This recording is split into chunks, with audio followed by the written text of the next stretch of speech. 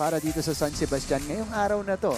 Right before this, she had a total of 75 points in the first 9 games for Baste. With an average of? 8.3 points per match. 8.3 points per match. Today, she is our best player of the game and rightfully so. She deserves the recognition. Juna Gonzalez. Thank you po. 22 puntos para kay Juna Gonzalez. Anong nakain mo ngayong araw na to? Ba't ganito yung performance mo? Nag-nuggets lang po ako. Nag-nuggets yung pala ang Breakfast. sekreto. Mali yung tanong mo eh. Anong ginawa mo nung Holy Week? Oh, yun! Maraming nuggets din ba yun? Nagabiro lang. Kasi napakaganda ng performance mo. Of course, dahil dito, mas mabibigyan ka ng playing time. Pero, pag-usapan mo yung nararamdaman mo sa court. Bakit? Parang talagang kahit anong attempt mo, nakakapuntos ka. Siguro po, tiwala rin po sa sarili. At thank you po sa mga teammates ko na laging nagtitiwala sa akin, na lagi lang, taas mo lang yan, follow mo lang, nandito lang kami sa likod mo. Ganun lang po yung sinasabi nila lagi sa Saan ka ba nag-Holy Week? Paano mo ginamit yon para mag-prepare? Sabi ni Prince kanina. Wala po, nag-training lang po. Nung Saturday, Sunday, nag-extra, ganun. Kasi nung Monday, Tuesday, may training pa po kami. So, may mga lapses pa po na tinatrabaho namin. So, yun, tinatrabaho po namin yung ganun.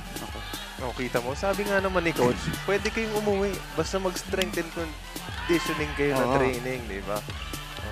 Galing. Ang question ko lang naman sa'yo is, ano yung sa tingin mong naitutulong sa'yo ni Coach Roger pag naglalaro ka? Kasi kanina nung umpisa mo, medyo malamig pa eh. First attempt, medyo wala pa. And then nung nakakuha ka ng 1, 2 puntos, tuloy-tuloy na.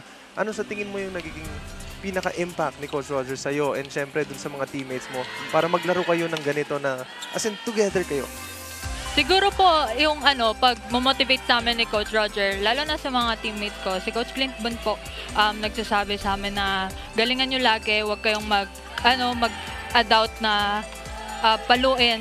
And salamat kasi binigyan ako ng opportunity and motivations na sa akin, na parang naangat yung kumpiyansa ko sa sarili ko. Itong season na to talagang malaki para sa San Sebastian kasi you're back in the Final Four race. Ano ba yung iba sa San Sebastian ngayong season? Bakit talagang gumagana yung buong team? Siguro po, may teamwork kami, laging communication, and buo yung loob sa court. Lagi ng, ilaro lang namin, galingan po namin lahat. And one step at a time. Ganun. Magpapatuloy ba to? Juna Gonzalez, nagpakilala na to ha? Tama, ipakilala na. Pero nabanggit kanina sa ni Coach Roger, sabi niya, basta makinig sa akin yung mga yan at gawin nila yung gusto ko, mananalo kami. Of course, we also have to credit Coach Clint Malazzo. And syempre, si Coach Clint. Who has been excellent at the helm for them. Huli na lang, bago kita pabatiin dito, Juna, kasi ang ganda nung kapit nyo sa dulo, 5 sunod-sunod na puntos. Ano yung pinag-uusapan nyo doon with the coaches and the players? Sa huddle. Paano nyo nahabol yun? At kayo pa, yung nakakuha ng 4th set. Sige po. Sa akin lang po is tiwala ng teammate ko, tiwala ng setter ko, ng coach ko, na laging pag binigay po sa akin is paluin mo lang. Ganun lang po. Ayun, pinalo nga niya. Mga 22 times ginawa niya yun. Okay.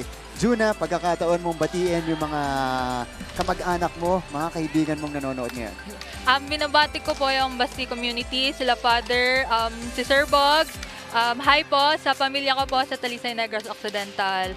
Hi Mama, Mami, Lolo, and sa kapatid ko po, si Manang Chrislim, Manang Stephanie, Manang Tintin, Mama Nita, hi po, Manang Jingjing, and Manang Nelros. Hi po sa inyo lahat, shoutout po sa inyo.